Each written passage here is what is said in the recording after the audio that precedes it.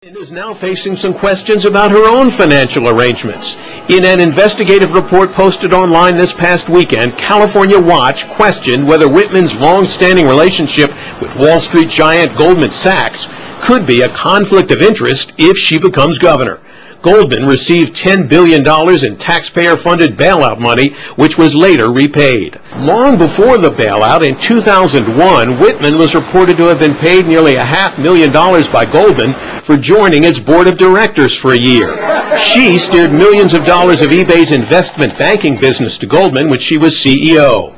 Goldman has underwritten nearly $80 billion in California state bonds in the last 4 years, but Whitman says her close relationship with the company would not be a conflict.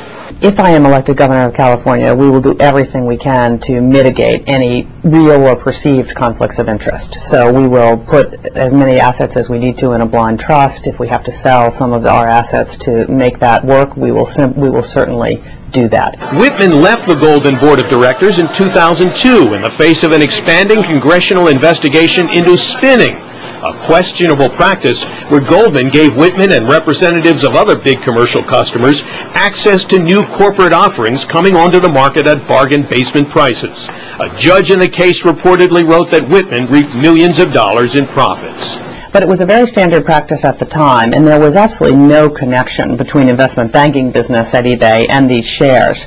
But you know, how can you be so sure about that? Oh, because I know exactly the process that we went through to select investment bankers at eBay. But you know, this sounds like it's gaming the system a little bit. So my view was actually there's not gaming the system here. But I think now that practice is outlawed, and people say gee, that probably wasn't the way we wanted it to be. Whitman says it's very clear she did nothing illegal or unethical and has been quoted in the past as saying she was the victim of the climate of finger-pointing and scandal that came when the dot-com bubble burst. But that didn't stop two shareholder groups from suing Whitman at the time and other top eBay officials as well over the practice.